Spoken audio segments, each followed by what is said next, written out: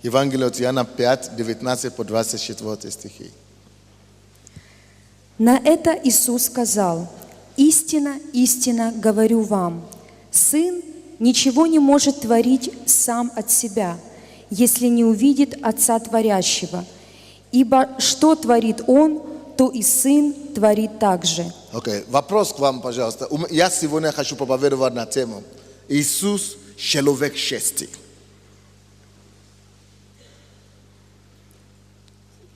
Подойдите кто-нибудь сюда, например, как пример. Иисус человек счастья. Здесь нам говорится о том, что Иисус говорит, сын не может ничего делать от себя, если не увидит Отца Творящего. И только то, что он видит его Творящего, только тот самый делает сын. Скажите мне, пожалуйста, физически смотреть, ну, даже по-естественно, по-человечески. Иисус Христос есть Сын Бога, да? Не слышу? Да. Он мог бы вытворять на земле здесь. У него есть воля своя, или он робот. Он мог бы сделать на земле то, что он посчитал нужное, или нет? Не понял?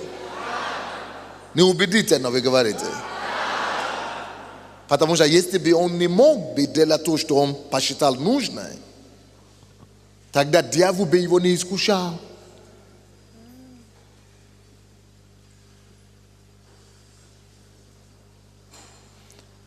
Вот где смысл всех искушений. Дьявол знает, что самый заветный враг человека только в одном заключается. Эгоизм, эгоцентризм человека.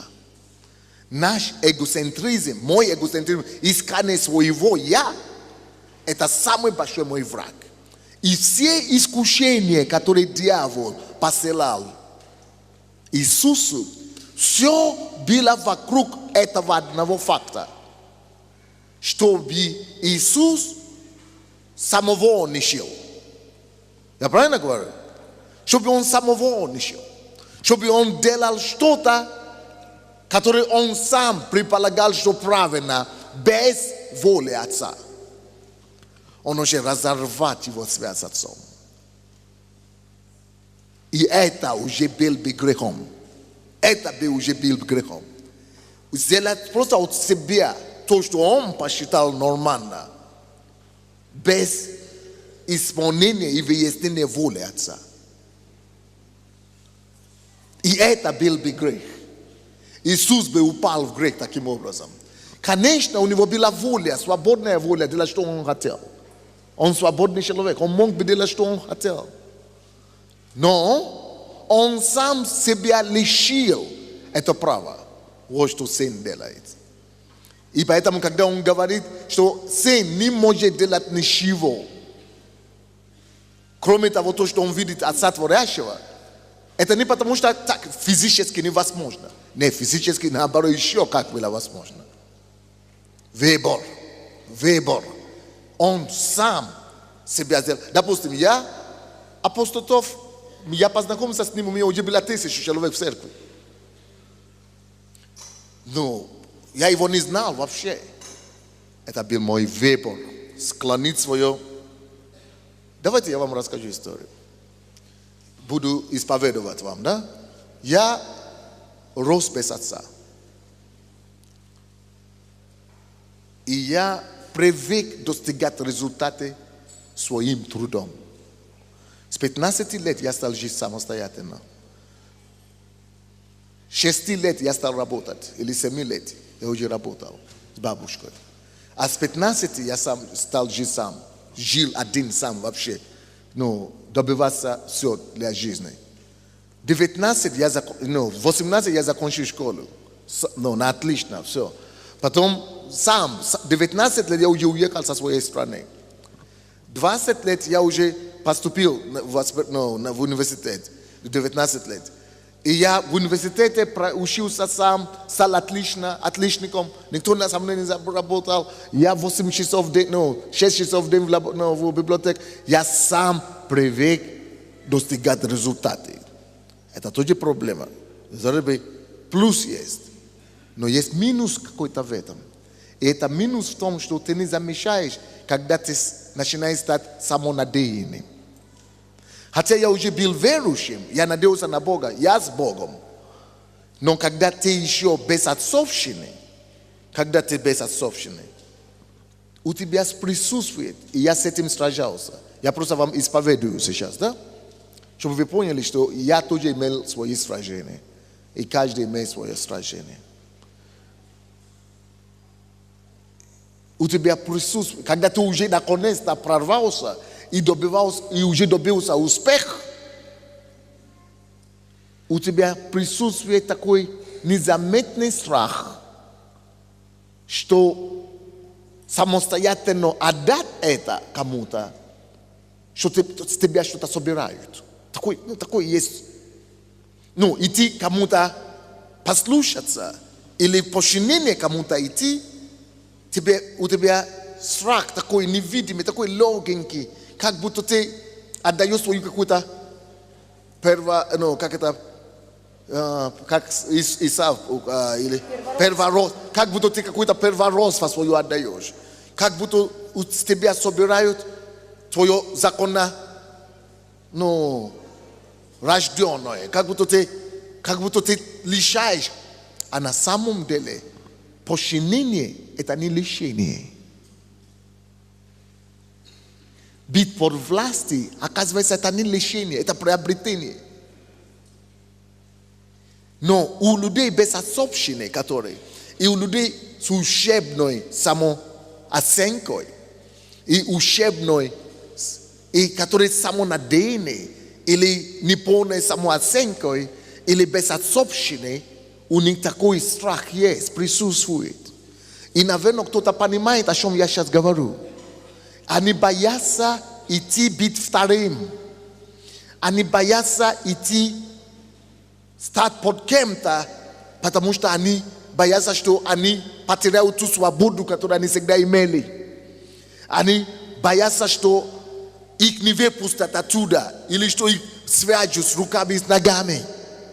И я знаю, что многие из вас, присутствующие здесь сейчас, вы боитесь воспринять своего лидера, своего отца полностью и подчиняться. Вы делаете вид, вы играете в игры.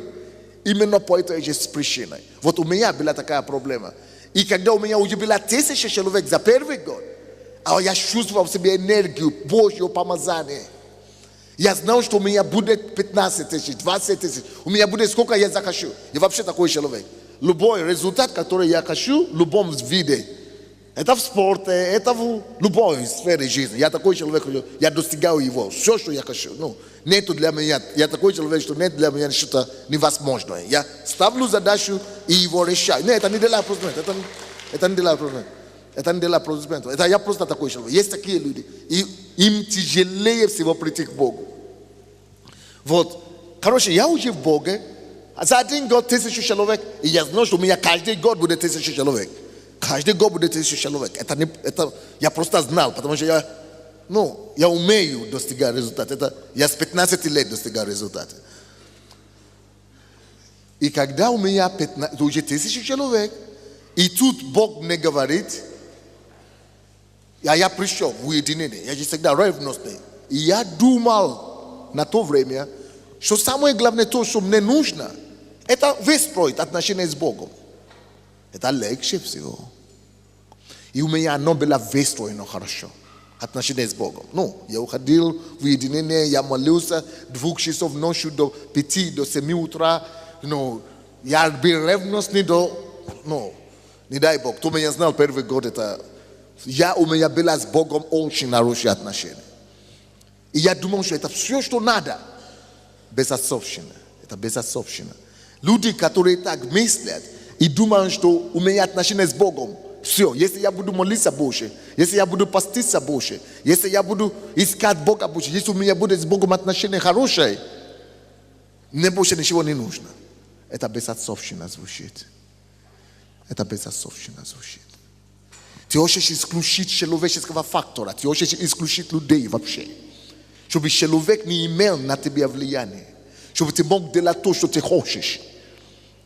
Podegidom ugoždenje Bogu, щоб таким образом угождать Богу. Делать то, что ты хочешь. Слушая Богу напрямую, чтобы никто вдруг не помешал воле Божией. Как будто этот человек может выше Бога стать. Как будто этот человек может помешать. Никто вообще не может Богу помешать, в конце концов, чтобы вы знали. И тут у нас 1000 человек в церкви. И я, может быть, ты пока присядешь, я тебе дойду доберу за тебя. 1000 человек в церкви, и я пошел в уединение. Молиться Богу и поблагодарить Его. Я был, потому что я выполнил свой план. Не за то, что 1000 человек, поэтому я пошел молиться, а за то, что я ставил план, и оно вышло. Больше, 2 раза быстрее, чем я думал. Я хотел построить 1000-ную церковь за 2 года. Но я его сделал за год. И я потом пошел к Богу и закрылся в уединение и начал молиться, благодарить Его. В посте, в молитве, благодарю Тебя, спасибо Тебе, Господь. Ты чудный, Ты верный. Спасибо, спасибо, спасибо Тебе, спасибо, спасибо. Я сокрушаюсь, я благодарю. Плачу, сокрушаюсь. Благодарю Тебя, Господь, спасибо. Обожаю, спасибо. Ты верный. Нет подобного Тебе. Спасибо. Спасибо Тебе, Господь. И вдруг слышу, тебе нравится, какой результат у тебя получился? О, да, Господь, Ты верный, Господь, Ты верный Бог, Ты верный, Господь, спасибо, Ты верный, Господь. Ты бы хотел, второй вопрос, ты бы хотел дальше такой результат иметь? О, да, Иисус. О, да, Господь, конечно. Я бы сделал все. Мы спешим обещать. Я сделал все. Да, Господь. Потом он говорит, теперь послушай. Иди научись смирению и покорностью. 3 вещи. Смирению, покорностью и подотчетностью.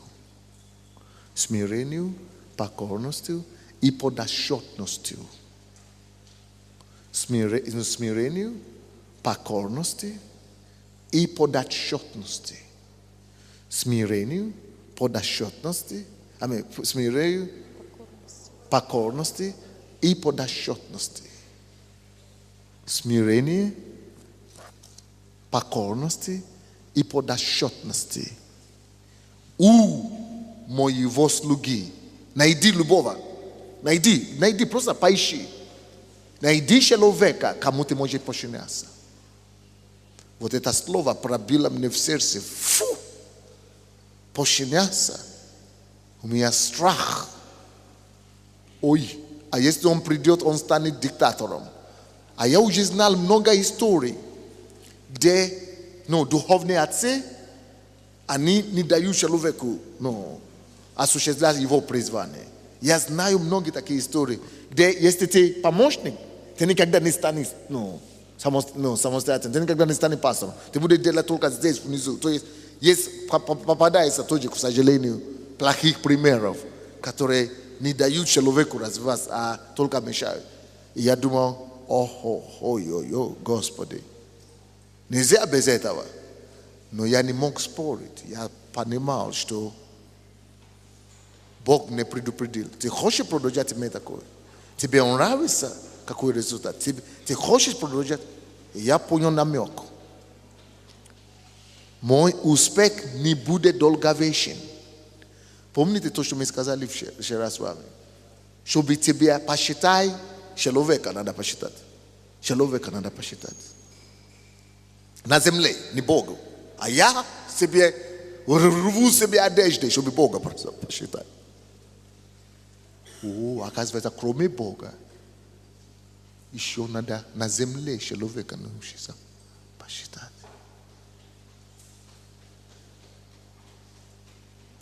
Посчитай отца и мать, человека, кровь и плоти на земле. Чтобы у тебя было долголетие, чтобы было благо на земле и долголетие на земле. И долголетие на земле. Чтобы твой успех был долголетный, долговечный. У тебе успех не будет долговечен. У тебя успех будет кратковременный. Это будет как вспышка. Появилась сегодня и исчезла завтра. Это будет как сказка. Буду рассказывать о тебе как о притчах, что такое был. И если бы я только сегодня, спустя 18 лет или 17 лет, я начинал понимать, потому что все эти годы не были случаи такие серьезные, за которые апостол Тов, я бы сказал, что апостол Тов меня выручил. Но Бог знает все впереди. Но я же не знаю, это видимый случай. Я же не знаю те молитвы, те ходатайства, то, что он делает перед Богом, который я не знаю. Легко думать, приписывать себе всю славу. Легко думать, что все это только благодаря тебе и твоей молитве, и твоим усилиям. Вот как я стал искать, друзья мои. И нашел апостола Тофа. Now, в его случае, то есть, в моем случае, я мог бы сказать, во-первых, и заметьте себе, нелегко подчиняться человеку, который безотцовщенный, который сам страдает безотцовщенный, как я. Я победил это, слава Богу, молитве. Но к чему я говорю вам? Я говорю о том, что, возможно, есть тоже такие люди в зале, которые боятся утерять какое-то свое завоеванное или какое-то приобретенное какой-то крови, потом какие-то достижения, или какую-то свободу, или какую-то вольность. И боимся этого. Из-за этого страха мы боимся быть сыном. А Бог хотел мне это научить. И только сейчас, когда вот это случай произошло со мной по то, что я рассказал на день рождения, я наконец-то дошло до меня, что вот чему мне надо было учиться в 17 лет, чтобы я мог полностью понять, что такое сыновство и отцовство. Теперь зададите себе вопрос, друзья. Давайте перед Богом. Он-то сердце видит. Он душу считает. Сердце видит. Мысли твои уже знают до того, как оно у тебя появилось. Есть ли у вас такое опасение тоже?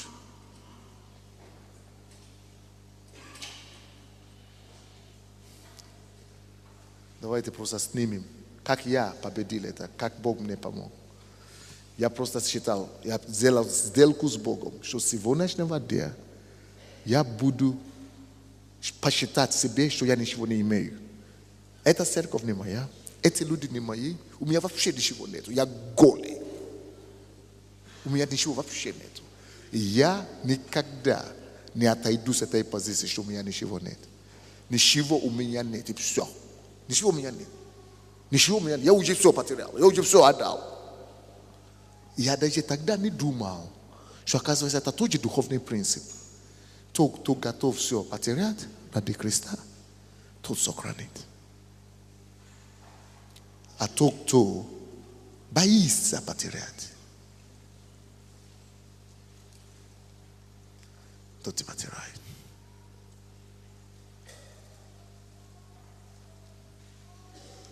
Лучше заранее уже все отдать, чтобы жить потом в свободе всю жизнь.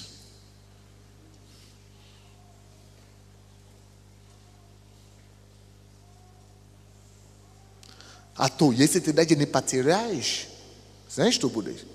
Ты станешь рабом этой вещи, этой ценности, этим имуществом, или это то, чего ты старался сберегать. Берегая его, ты станешь рабом ему. Ты уже не потерял себя, ты уже не свободен. Это проявление безособщения.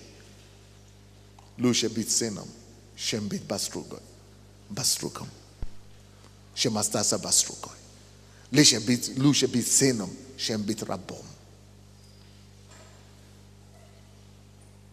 И теперь хочу вам показать из Священного Писания, как Иисус проявлял тот факт, что Он сын и Он человек честный. Иисус человек честный и настоящий сын.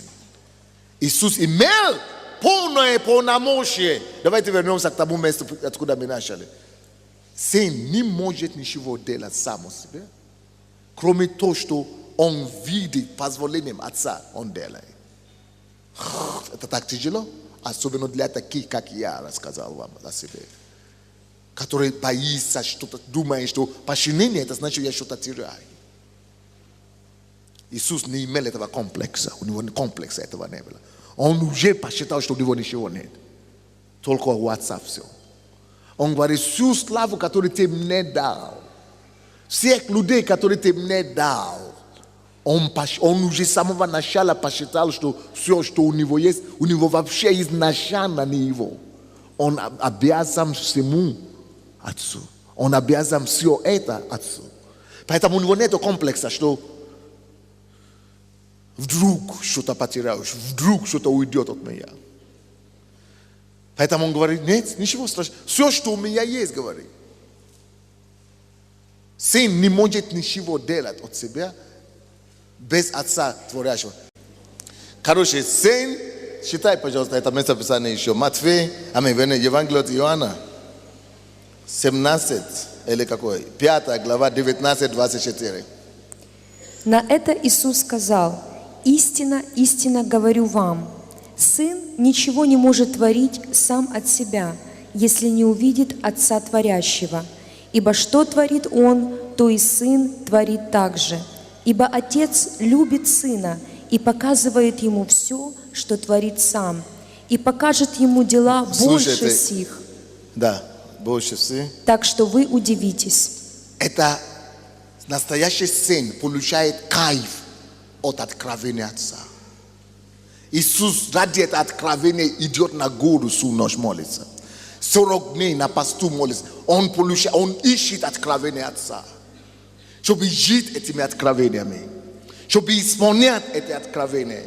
Чтобы реализовывать эти откровения на земле. Он получает откровение на небо, реализует здесь на земле. И гордится, и бьет себя в грудь, что слушайте, еще больше мне откроет. Он еще больше откроет меня.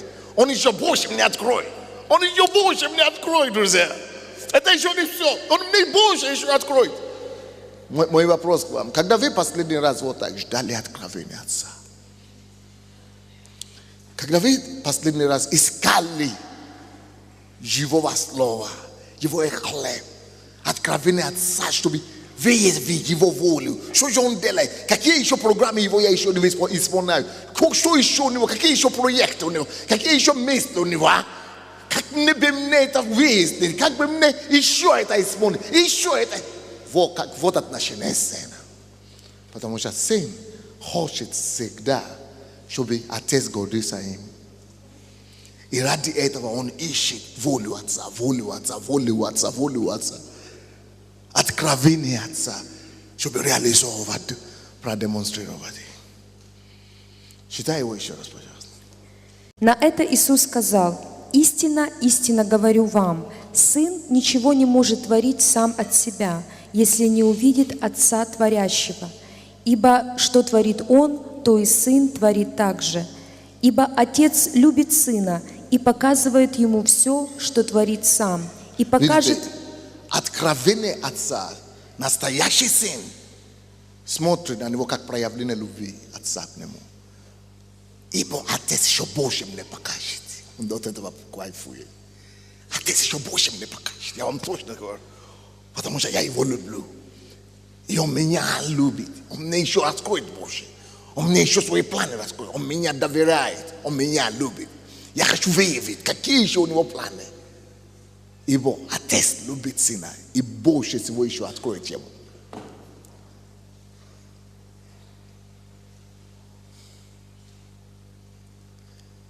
Насколько вы жаждете слова, исходящее из уст своего Отца.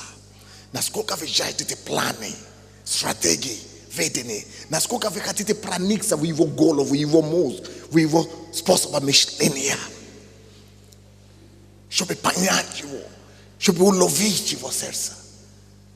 И чтобы быть сердцебиение Его в ногу с Ним. Насколько вы с трепетом ждите это слово, это откровение, это волю. Насколько вы соединены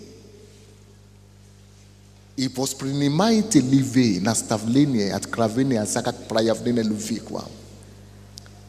Всегда так было. Бытие, в притчах написано, что кого Бог любит, тому Он открывает свою тайну. А потом в псалмах написано, кто имеет страх Божий, тому Бог открывает тайны свои. Всякое откровение Отца – это проявление Его любовь, Его благосклонности, Его благоволения тому человеку, кому Он открывает. Поэтому я лично сейчас, чтобы вы знали, те, которые жалуются, что пастор не проповедует по воскресеньям больше, не буду. Я хочу, чтобы мне люди доказали, что они ценят слова из уст моих, что они дорожат, что они отчаянно ищут это источник живой воды. Я проповедую каждый день, но уже не в церкви, только для жаждущих. Я уже как Иисус понял, почему Он только всем говорил притчами, а когда уже со своими сел и начинает разъяснять. Без толку давать всем подряд. Докажи мне, что ты достоин. Он только говорил публике, когда это евангелизация, или когда это неверующие в основном, когда это толпа, когда это все. Но если вы идете дома, докажите мне, что вы идете. Тогда вы будете достойны получить хлеб живой воды. Дальше читай, пожалуйста. И покажет ему дела больше сих, так что вы удивитесь. Ибо как Отец воскрешает мертвых и оживляет, так и Сын оживляет, кого хочет. Ибо Отец не судит никого. Отец никогда ничего не собирает от Сына. Во-первых, слава, которую Сын имеет, это то, что Он получил от Отца. Это во-первых. Во-вторых, даже то, что Сын имеет, Отец готов добавлять к этому все время. И в-третьих, Он говорит, теперь Сын никого не судит. Как Отец воскрешает, Отец никого не судит. Сейчас дальше будет. Он передал всю власть судить Сын. Даже полномочия, когда Отец находит Сына достойного, когда Отец находит достойного последователя, но Сына, который доказал, что Он Сын, даже то, что у Отца по праву, Отец начинает это просто скидывать и передавать тому Сыну. Потому что это удовлетворение и счастье Отца сидеть и наблюдать, как процветает Его Сын. Ничего не удовлетворяет Отца, как сесть и наблюдать за то, как получается у Его Сына. Ничего не радует Сына, Отца, как давать задачи, давать откровения и самому просто сесть и видеть и наблюдать, как Сын справляется с этим. Это то, что было у Бога, у Иисуса. Он сел на небе, послал Иисуса на землю и смотрел. И получал удовольствие от того, как Сын справлялся с задачами и инструкциями Отца. И теперь Сын может говорить: ребята, я понял, я уловил. Я не только не потерял ничего. Я не только не потерял ничего. Он от меня ничего не отобрал. Наоборот. Вы что? Я теперь стал воскрешать людей из мертвых. Так же, как только же Отец такие вещи делал раньше. Только Отец мог такие вещи творить раньше. Но благодаря моей жажде, моему послушанию, моей страсти угодить Ему, даже и мне Он дал полномочия, и Он дал силу также воскрешать как и отец. Он что, отец, не боится, что я его место займу? У него что, нету комплекса, что вдруг я затму его, или как там? У него что, нету жажда, что моя слава перекроет его слава? Нет, если он настоящий отец, у него нету страха. Он только будет рад. Любой настоящий отец радуется и хочет, чтобы сын делал намного больше и стал намного больше, чем он, чем отец. Читай это местописание еще раз, последний, который ты читала стих. Ибо как отец воскрешает мертвых и оживляет, Видите, это уже ранга отца. Ты никогда не теряешь, когда ты становишься сыном. Ты никогда не теряешь, когда становишься сыном. Ты никогда не теряешь, когда становишься сыном. Но когда у тебя есть страх потерять, что, чего мы боимся, то есть происходит с нами. так и сын оживляет, кого хочет. Ибо отец не судит никого, но весь суд отдал сыну. Даже суд на небе. Я тебя так доверяю. Куда он пошел? Давай. Я тебя так тебе верю. Ты пошел на землю. Ты сделал то, что я сказал. Но ты даже еще не знаешь, какую славу я тебе дам. У тебя была одна слава, когда ты здесь был со мной. Но теперь, когда ты вернулся после послушания, у тебя будет такая уже слава. То, что я только мог делать раньше, ты начнешь делать. Жив Бог, жив Бог, жив Бог. Если только я, отец, раньше воскрешал из мертвых, тебе будет дано полномочия. Так же, как и отец. Воскрешать из мертвых. Если раньше было полномочия только отца судить, то теперь я уже как отец никого не буду судить. Весь суд теперь порушаю сыном. Это его гордость. Это гордость отца. У меня есть сын, который может делать то, что я раньше все делал. Вот почему, вот секрет, почему Иисус постоянно отмахивает от себя славу свою, отмахивает, спрятает это только на отца, только на отца, только на отца. Тем больше славу отца я ищу, тем больше я ищу волю отца, тем больше я посвящен исполнению волю отца, тем больше славы отца достается мне. Поэтому написано, кто ищет славу свою, у того нет славы отца. У того нет славы отца. У того нет. У него будет слава своя. То есть то, что он... Что такое слава твоя и слава отца? Слава твоя – это то, что ты можешь достичь твоими силами. Все, это твой предел. То, что ты можешь достичь твоими силами, естественными. Это твоя слава. Но слава отца – это то, что ты мог делать своими силами, плюс все, что твой отец мог делать своими силами и влияниями. Но где предел власти и силы и славы отца? Нету предела славы отца. В то время, когда есть предел слава сына.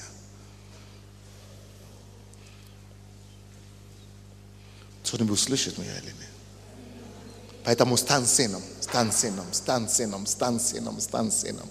Сокруши твое сердце, скажи. Вот это те комплекс неполноценности, который меня мучит, держит меня как капек. Именем Иисуса я разрушал тебя, отойдет меня. Вот это страх потери, отойдет меня. Вот это гордость, сделать свое, вот это искание своего духа, искание своего, отойдет меня. Именем Иисуса Христа я сокрушаю свое сердце. Я нахожу трепета и страха и благоговение перед Отцом моим, который меня воспитал.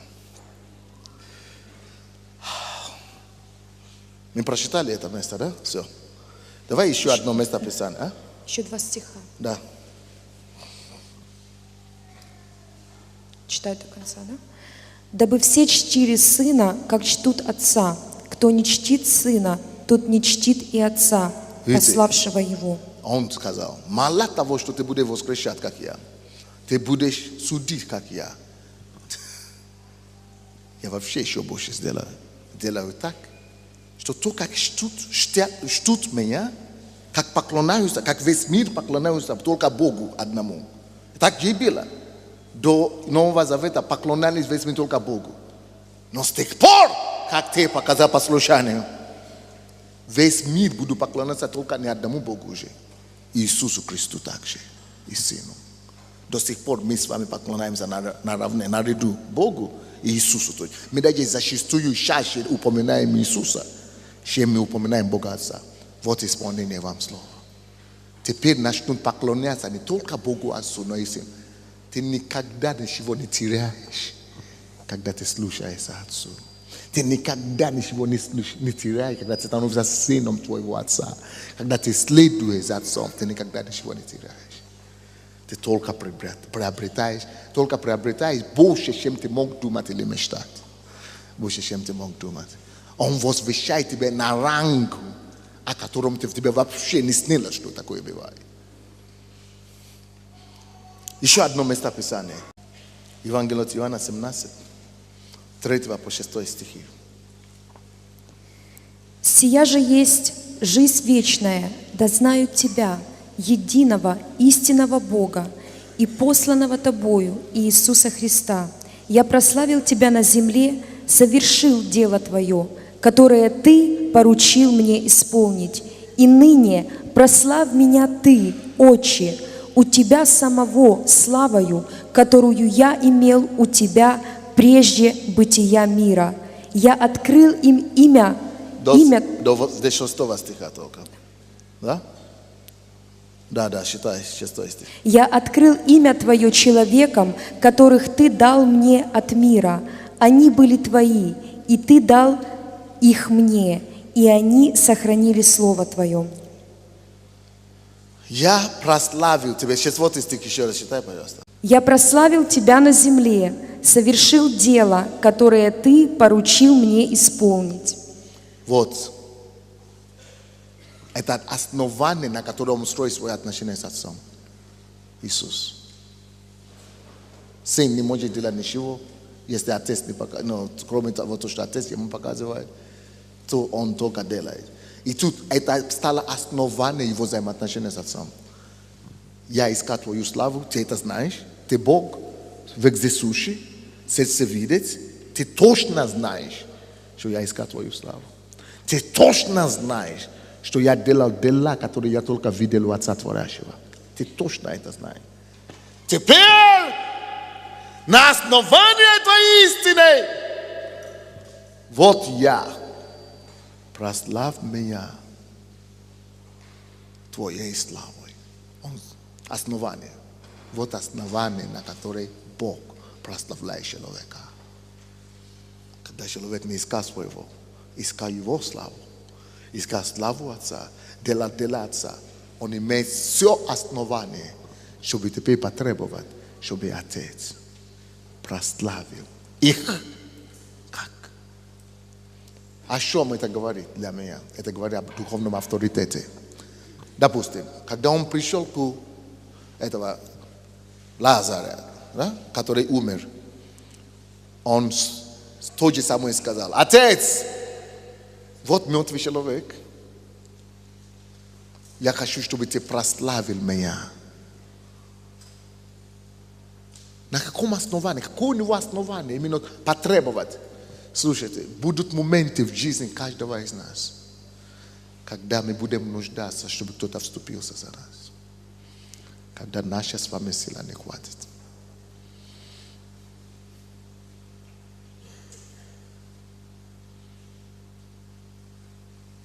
И таких моментов будет очень много.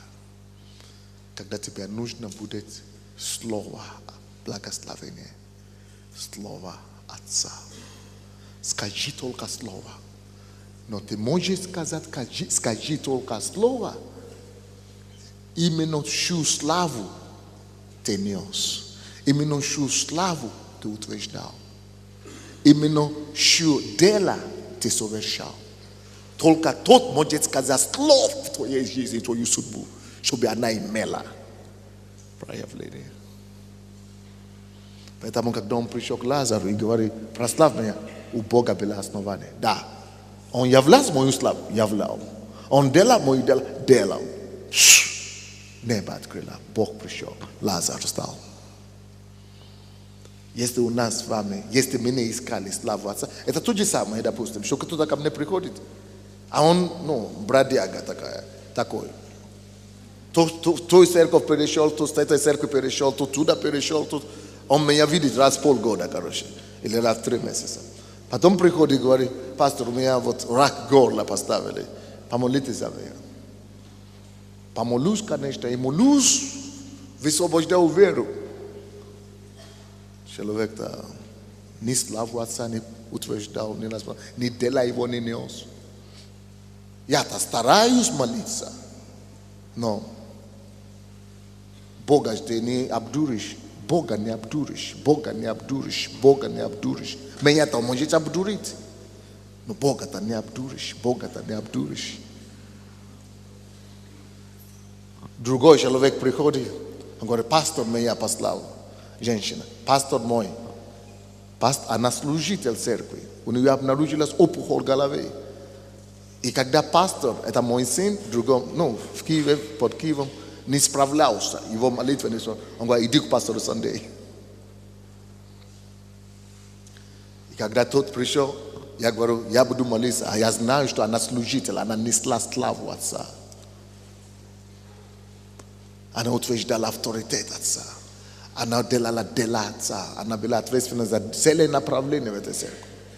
И шанса нету, чтобы у нее была успешная операция. Или, чтобы, все могло бы быть, потому что в голове, это опухоль в голове, возле глаза и так далее. Можно что угодно случиться. По-моему, неделю или 2 после операции она уже была в церкви. Это было невероятное чудо Божье. А тот умер. Чью славу ты несешь? А чьи дела ты совершаешь? В основном мы только несем собственную славу. Только ищем собственную славу. Написано: кто ищет свою славу, у того не будет славы Отца. Все, Отец отказывает. Но кто ищет славу Отца, тот сохранит не только свою славу, но и слава Отца. Это как епископ говорят, что где бы он ни был, куда бы он ни ездил, это взрослый человек, старше меня. Везде говорят, что он постоянно говорит: я пришел от имени, я епископ, пастор, я пришел от имени пастора Сандей, наш духовный отец и так далее. Отец, я младший, но я как отец. Принцип духовный.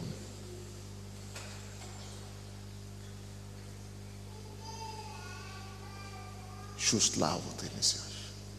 Еще дела ты совершаешь. Либо твое, либо собственное. Самый основной грех человечества – эгоцентризм.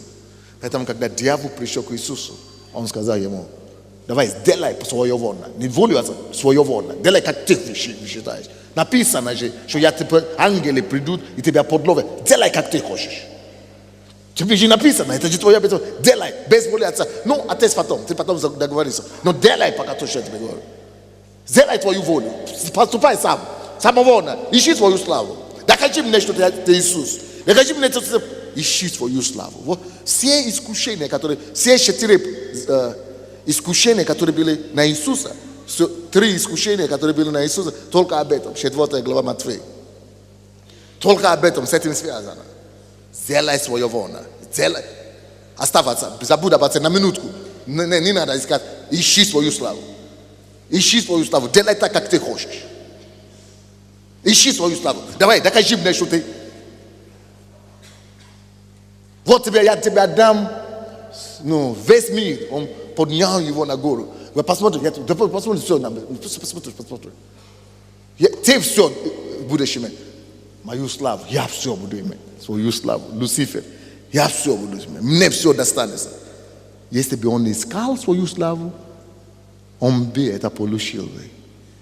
Но это было бы все, что он имел бы, без славы Отца.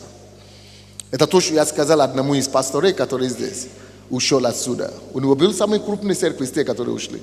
600 человек. Епископ мне звонит, говорит, он ушел. Он ушел? Он хочет с вами встретиться. Я говорю, не надо со мной встретиться. Не надо. Потому что он вчера только что меня обнимал. Он вчера только что пожал мне руку. Что все, мы с вами, мы ваши дети навсегда. И сейчас он ушел. Все. Предатель. Неблагодарный. Он уже получил все, что ему. Я говорю, он никогда... Все, что ему надо. Не надо даже молиться, не надо проклинать. Это принцип. Ты уже получил все, что тебе положено. Я говорю, этот человек, все, что он когда-то будет иметь в служении, он уже его имел, пока он здесь был. С этого дня, как он ушел, он никогда не поднимется до этого уровня больше в жизни. Почему? Потому что написано, наследство, захваченное поспешно, не благословится последствия. И когда я был у Софии, я читал это местописание. Тоже у нее было 600 человек. И я сказал, наследство, захвачено поспешно, не благословится. Не сразу не благословится. Сразу кажется, что благословляется, наоборот. Но последствия не благословится. Последствия не благословится. Сразу кажется, что все классно, ничего не изменилось. Но последствия не благословится. И он уже имел все, что может иметь. Все. Они все уже поменьшились по 3-4 раза, чем я им дал. Они даже это не могли сохранить. И это уже все. Это пик их жизни. И это трагедия, когда ты знаешь, что у тебя уже пик, когда тебе 30 лет или 40. Когда ты знаешь, что у тебя нет шанса. Как бы ты ни старался, как бы ты не вышел из себя, сколько бы ты ни постился, ты не молился, все. Ты уже знаешь, что все. Как будто... это самое, как это называется? Капошок? Колпачок поставлен на твою голову. Все, ты в бутылке. Ты в бутылке находишься. Все, выше этой бутылки не видишь. Тебя закрыли там туда внутри. Это как, жаба туда ставят иногда внутри. И он не может выпрыгнуть отсюда. Он уже все. Ты смотришь на него, он не может все. Ты уже потолок нашел. Потому что ты нарушил принцип.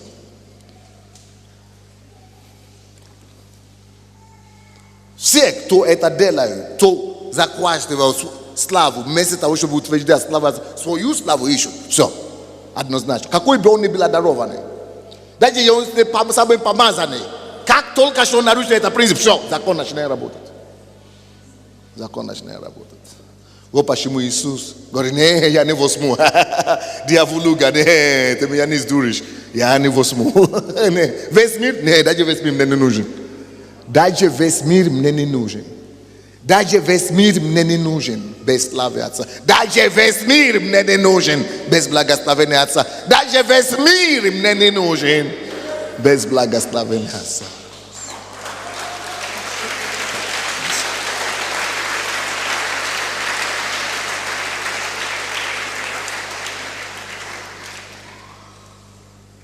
Теперь я быстренько дам вам несколько истины, принципов, постулатов. И мы на этом закончим.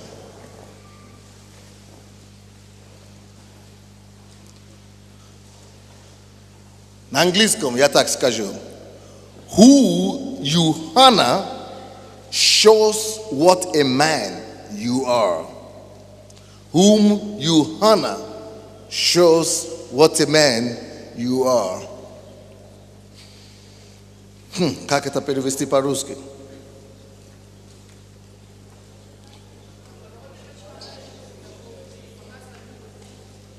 Так, как можно по-русски это сказать?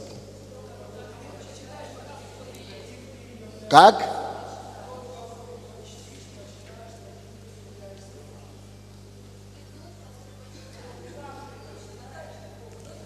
Как ты сказала, Цвета? Ага. Можно так сказать? Покажи мне, кого ты посчитаешь, и я покажу тебе, кто ты. Можно вот так сказать? Покажи мне, кого ты посчитаешь, и я покажу тебе, кто ты. Но я больше тебе скажу. Покажи мне, кого ты посчитаешь, и я покажу тебе твое будущее. Shagala magala bakudo boko baba babaya. Shigala bakasa kalara boko soko babaya. Zegele bohoso bakala satabaya. Pakajimne kavote pashitaj. Ya praise kaju to yo budushe. Pakajimne kavote pashitaj. Ya o kaju te be to yo budushe. Ya pos kaju te be to yo budushe.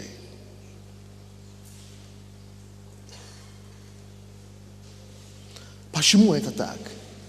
По простой причине. Потому что именно на тебе, в твою жизнь придет именно славу того, кого ты почитаешь.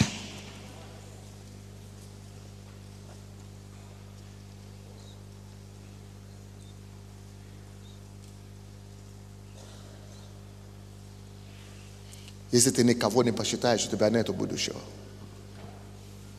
Ты себя поклоняешься. Ты сам себе Бог. У тебя нет будущего. У тебя яма стоит впереди. Покажи мне, кого ты посчитаешь. И я покажу тебе твое будущее. Покажи мне, кого ты посчитаешь. И я покажу тебе твое будущее. Почему? Потому что именно придет на тебе слава того, кого ты посчитаешь. Где Иммануил? Давай. Есть в этой церкви, в этом городе разные пастора. Кто из вас знает, что есть такой пастор в этом городе, как пастор Генри? Кто из вас знает, что есть в этом городе такой пастор, как Дмитрий Масон? Есть такой пастор. Кто из вас знает, что в этом городе есть такой пастор, как Евгения Касевич? Есть такой пастор. А потом есть в этом городе пастор Сандей, да, который вам проповедует. Из этих 4 людей, которые я назвал, давайте применим на практике этот принцип. Покажи мне, right? Покажи мне, кого ты посчитаешь, и я покажу тебе твое будущее. Если он придет и скажет: мой пастор Сандей, окей? Мой пастор Сандей, я ему служу, я его посчитаю, я исполняю его волю, я несу его дела, я утверждаю его славу, я ему сын. Если он так ответит, объясните мне тогда, чья слава повлияет на его будущее? Чье влияние придет на его жизнь? Чье влияние проложит ему дорогу? Чье? Может ли он так вот служить пастору Сандею, чтобы при этом судьба пастора Генри служила с ним? Может ли он вот так служить пастору Сандею, чтобы его судьба оказалась судьбой Евгения Сакевича? Может ли он вот так посвященно служить отцу Сандею, чтобы у него вдруг получилась судьба у масона, как масона? Покажи мне твоего отца. Покажи мне твоего отца.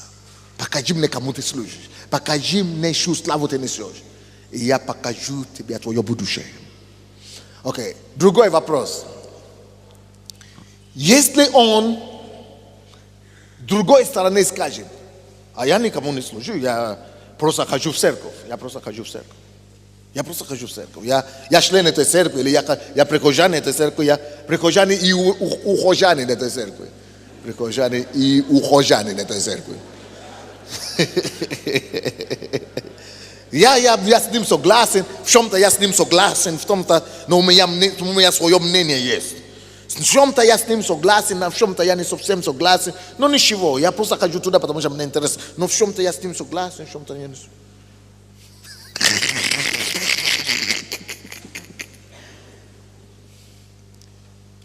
Покажи мне, кого ты посчитаешь. И я покажу тебе, какое благо придет в твою жизнь. Какое благо. Помните, мы с утра говорили, вчера говорили, что будет у тебя долго, посчитай отца и мать, И будет у тебя благо на земле, которую Бог тебе дает. Бог дает судьбу, Бог дает землю. Но будет ли благо или нет, зависит от почтения.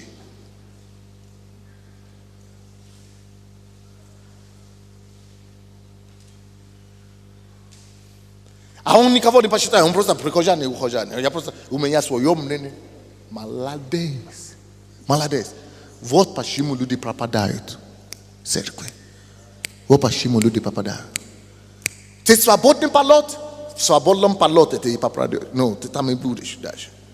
Ты в свободном, это самое полете. Молодец. Вот ты там и есть свободный полете. Вот почему люди пропадают в церкви. Верующие пропадают. Где же он? Бил, и его же уже нет. Потом услышал, уже похоронили. И он запил. Потом услышал, он уже что-то еще. Вот. Будет ли у тебя благо или нет, зависит только от одной. Кого ты посчитаешь? И будет у тебя благо, не благо пастора Генри, когда ты посчитаешь пастора Сандей. Не благо пастора Масона, когда ты посчитаешь пастора Сандей. Не благо пастора Акевича, когда ты посчитаешь пастора Сандей. Покажи мне, кого ты посчитаешь, и я подскажу тебе твое будущее. А у меня свое мнение. Молодец, ты себя посчитаешь. Класс. Тогда я тебе тоже скажу твое будущее. Все, у тебя крыша уже. Ты же сам себя посчитаешь, все. Крыша. Ты сам, ты выше своей головы не выпрыгнешь. Ты сам себя посчитаешь, ты сам себе Бог, все. Не, я Бога напрямую. Молодец. Ты не первый такой. А Бог сам, а что Бог? А что Бог? Бог что, глупый? Что он сказал, всякая душа, да будет покорна. Он что, с ума сошел, что он такой записал? Он что, он не в курсе? Что ты мог бы напрямую?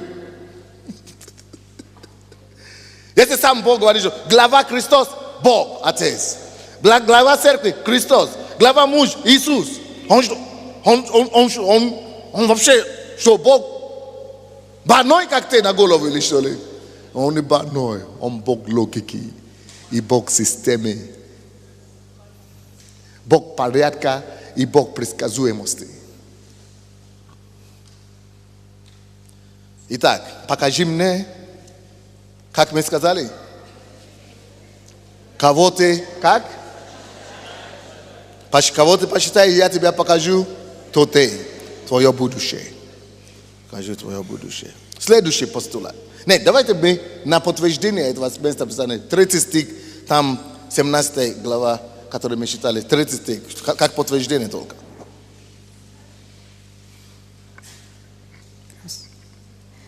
«Сия же есть жизнь вечная, да знают Тебя, единого истинного Бога и прославленного Тобою Иисуса Христа». Видите, он говорит, что чтобы люди знали Тебя и Сына Своего, которого Ты послал. Которого Ты послал. Он есть, Иисус есть, он есть продолжение, он есть счастье, он есть, он существовал ради Бога Отца. Поэтому слава Бога достойно лежит на нем. Давайте вторую истину, я вам постулаты дам вам. Вторая истина. Каждый из нас, мы есть отражение этой славы. Подумайте над этим. Каждый из нас, мы есть отражение этой славы. Подумайте над этим. Кто-то оказал, кто-то дал тебе славу. Ты под чем-то светом светишь. Что-то светильник проложит тебе дорогу. Каждый из нас есть отражение этой славы.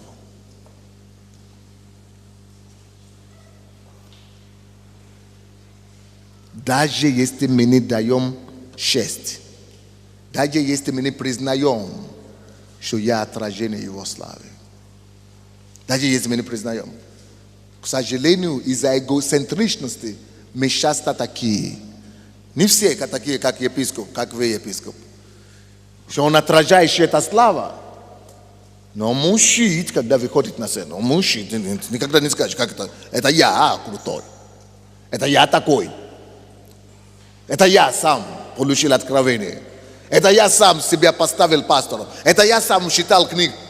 Вы знаете, масса людей, даже те, которые на меня гонят, они живут и проповедуют, они живут только на проповеди пастора Сандея, на откровение, на книги пастора Сандея.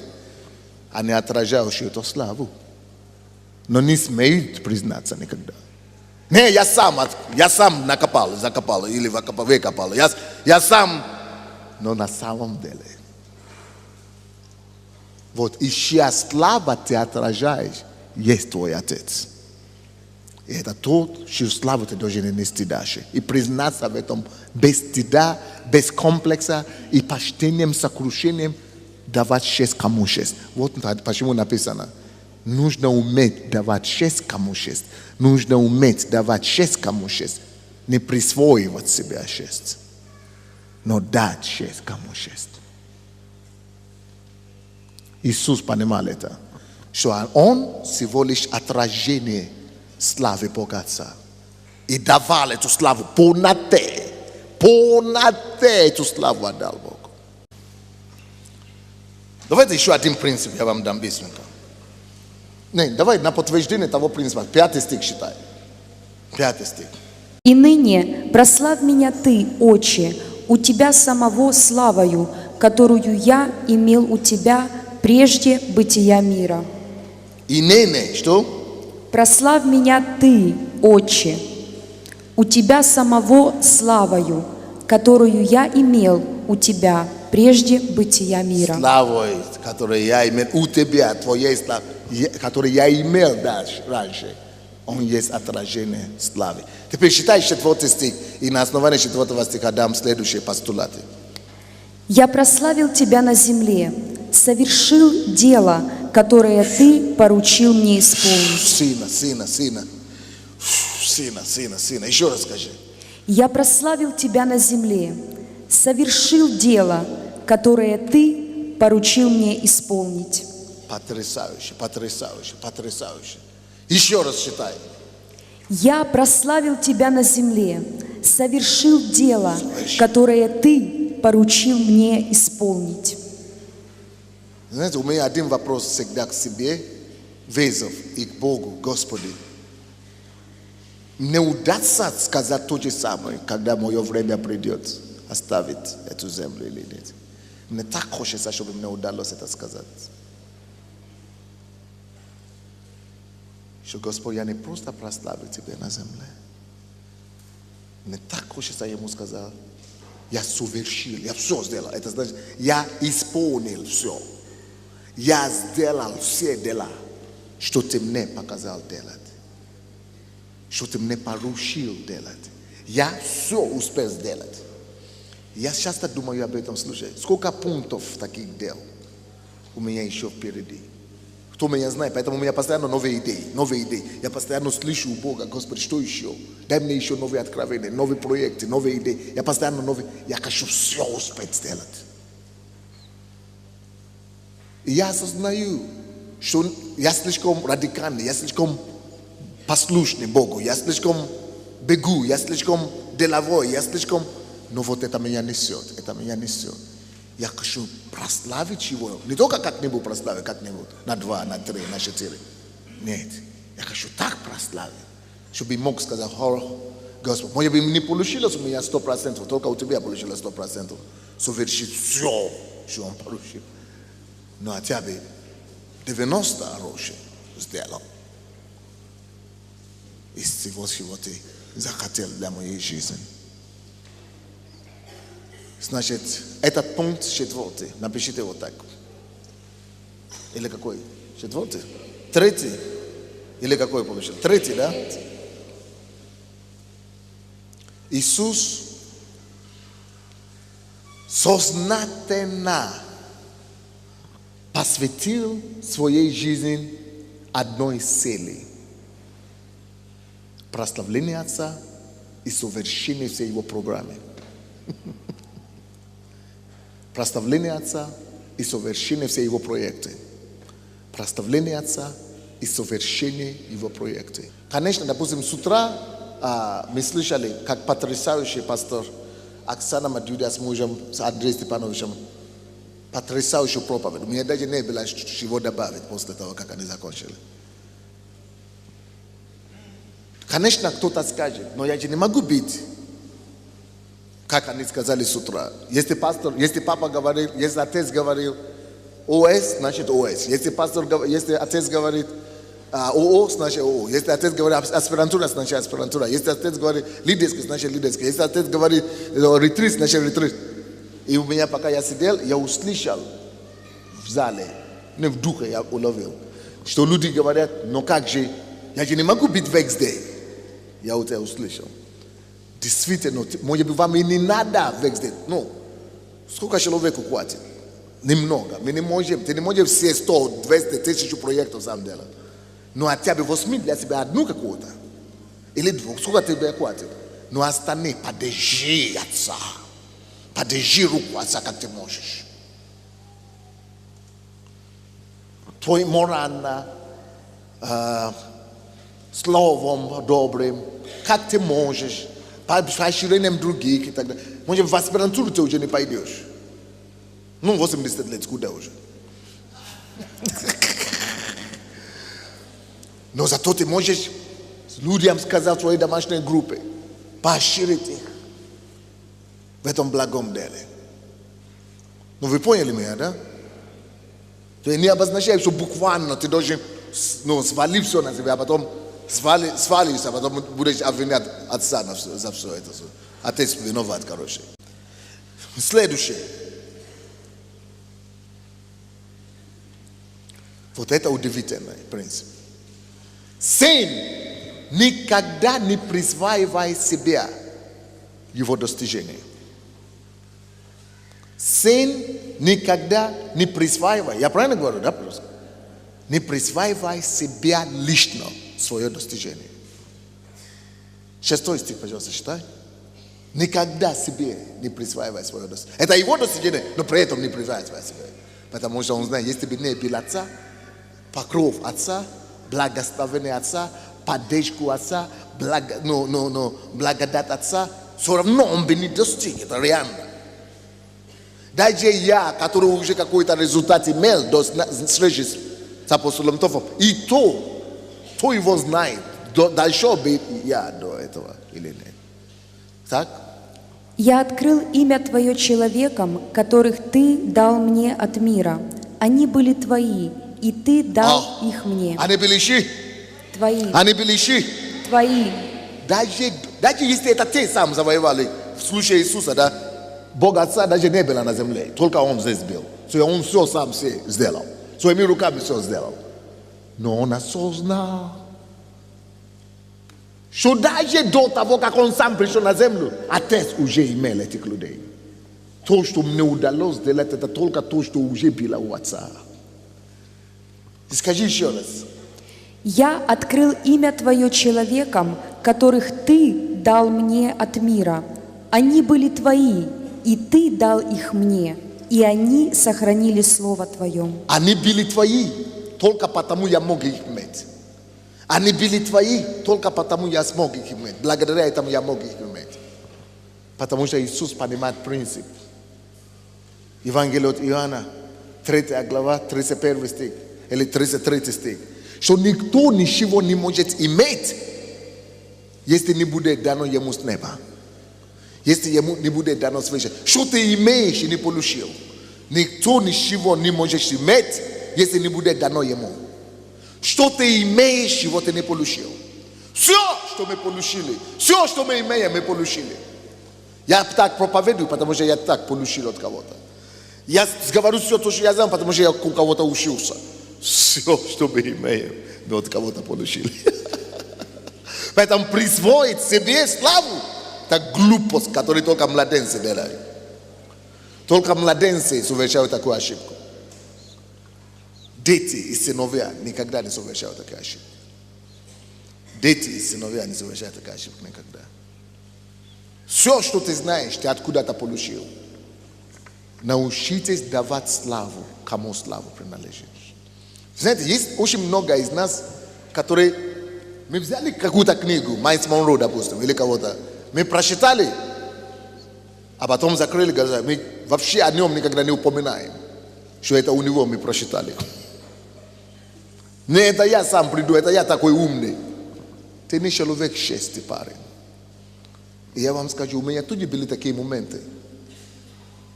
Хочется сказать, что только у меня сам. Я сам все придумал. Но это не счастье. Ты не человек счастья, когда ты так делаешь. И когда мы так делаем, мы не человек счастья. Я помню плотника, он всегда говорит, я ничего не имел, я ничего не знал.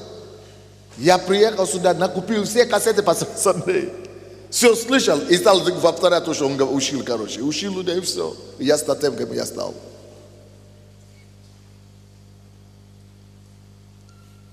Но когда ты утаишь, и ты хочешь только себе эту славу взять, ты тогда и потеряешь это. Потому что это не сын. Никто ничего не имеет, чтобы не получил. Никто ничего не может иметь, если не будет ему дана свыше. Последний пункт.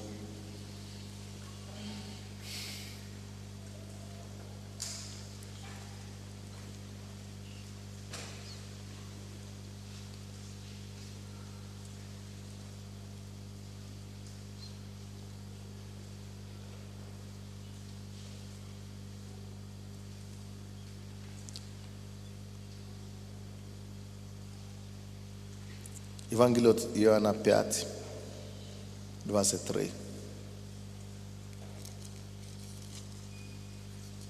Пока прочтут, я скажу, что человек счастья никогда не присваивает себе славу.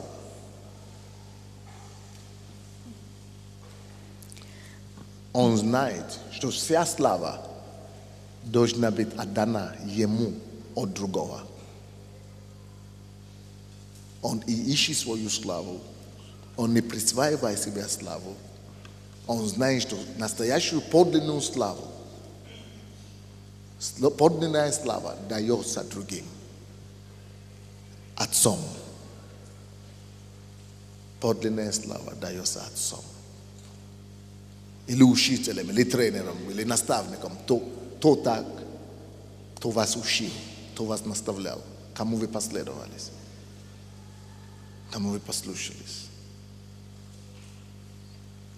Да? Дабы все чтили Сына, как чтут Отца. Кто не чтит Сына, тот не чтит и Отца, пославшего Его. Видите, слава Сына, чтобы чтили Сына, как чтут Отца. Видите? Всякий почет, всякая слава Сына, оно идет от славы Отца. Поднимите свою руку к Господу. Господи, в имя Иисуса. Людьми счастья, вот кем мы хотим быть. Людьми счастья, вот кем мы хотим быть. Людьми счастья, вот кем мы хотим стать. Мы хотим, чтобы Ты отождествил нас. Людьми великой счастья, великой шаны, шанования, шановности. Накрой нас страхом и трепетом, благоговением Тебе первую очередь, Твоему имени и к Твоим служителям, к отцам, матерям, ко всем людям, которые поднимали нас, воспитали нас, поднимают нас. Сделай нас, Боже! Сделай нас, Господи! Людьми счастья, сокрушенного сердца, людьми благоговения, почетности, благоговения, трепета и жертвы. Мы благодарим Тебя, Боже, что таковыми мы станем, и этим мы прославим Тебя во имя Иисуса Христа. И весь народ Божий скажет: